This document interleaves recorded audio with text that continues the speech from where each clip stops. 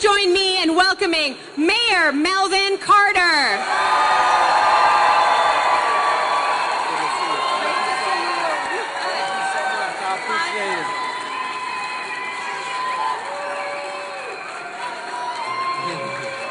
Welcome to St. Paul. Welcome to the Capitol. I'm sorry, it's not the Capitol. Welcome to your Capitol. You know, I used to spend some time, I used to be on the St. Paul City Council. I spent 6 years on the St. Paul City Council. And every now and then people would come and they'd say, can we come to the meetings? Are the meetings public? And I would tell them, you pay the rent here. I got some bad news for you and I got some good news for you. I'm going to give you the bad news first. Right now, it's a unique time in our country. Right now, our progressive values are under attack. Right now, we're having to fight for some of our most basic rights. To marry who we choose, to live in peace where and how we want, to just be able to do this, organize and form a union, to keep our schools safe, to just make our own health care decisions and go to the doctor when we're sick. Our values are under attack. And even the most basic value, dating all the way back to the Boston Tea Party, our ability to speak up and protest when we say we don't believe in the direction that something is going, even that is under attack.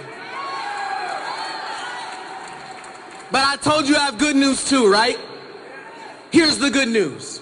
One thing that I've learned about America, dating all the way back to the founding, is when you try to silence the voices of protest, when you try to silence the voices of people, of families, of young people, of workers, when you try to silence the voices of Americans, those voices only get louder.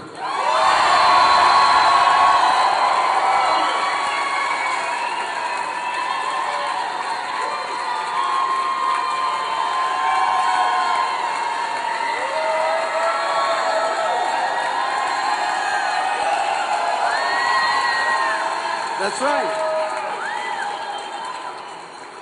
So I'm counting on you. I am counting on you. I've told many of you the story about how I first got involved in politics. I was a student at Florida A&M University in the capital city of Florida. We were going to vote on Election Day in 2000. You remember Election Day 2000? You remember Florida and hanging chads? We were on our way to vote. I wasn't super involved in politics at the time. I remember thinking, I'll probably go vote after class if I get time to. I was living with my older brother, my brother-in-law, my sister, and their 2-year-old daughter. My brother looked at me and he said, everyone living here is gonna vote today. And so I went and I voted. My brother-in-law and so many of our classmates got turned away from the polls. This is all I'm trying to say. I got involved in politics because that was a moment that I knew my children would one day learn about. And I knew that my children would look at a history book one day and they would say, wait a minute, this happened in Florida. And they'd say, Dad, weren't you going to college in Florida at the time? And you know what they'd ask me? They'd say, what did you do? And that's a question I'm familiar with because when I was a young person and I read about Freedom Summer and I read about the Civil Rights era, I would look at my parents and my grandparents and ask them, what did you do? And I knew in that moment that it wouldn't be good enough for me to tell my children about a study that I had read or about a report that I had written. I wouldn't even actually be able to tell them about just a rally that I had attended. I'd have to tell them how I took action.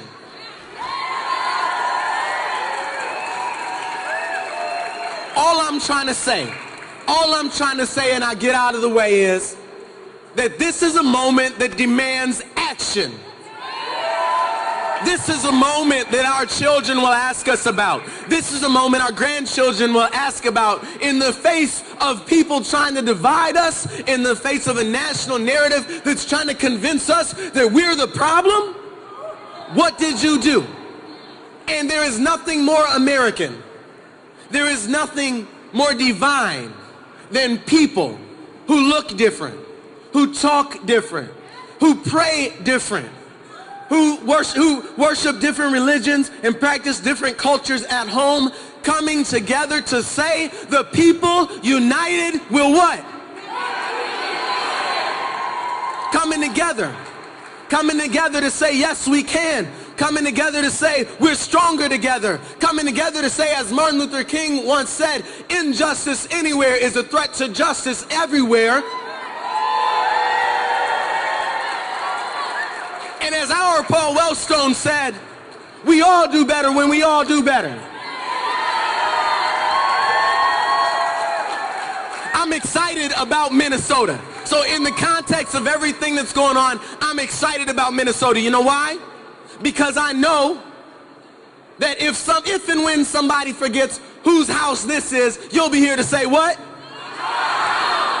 I know that when it comes time to talk about our freedoms, our health care, our just basic civil liberties, I know that you'll be here to talk to our legislators. I know you'll be here to talk to your neighbors. I know you'll be here to door knock. I know you'll be here to make sure that we lift the voices of people in Minnesota. Can I count on you? Yeah. Can we count on you? Yeah. Will you be here? Yeah. Whose house is this? You know what I've learned? This is the last thing I'll say and I'll get out of your way. We are here, and we have unions in the house. Is that right?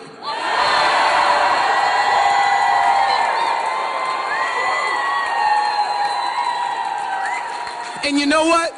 When I think about labor rights, and when I think about human rights, and when I think about women's rights, and when I think about civil rights, you know what all those movements have in common, right? Unions.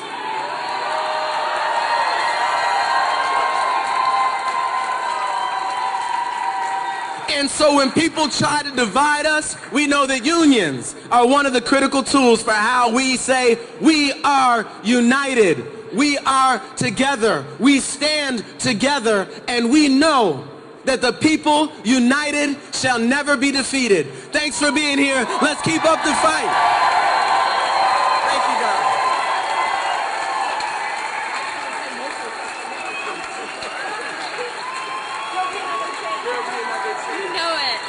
Ladies and gentlemen, Mayor Melvin Carter!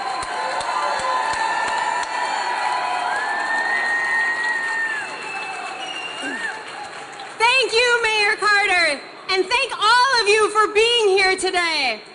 Now, I know that Mayor Carter is not the only elected official who has joined us today and has decided to stand with working people today. So if you are a candidate standing with working people, if you are an elected official standing with working people here today, you raise your hand while the rest of us give you a big labor movement thank you.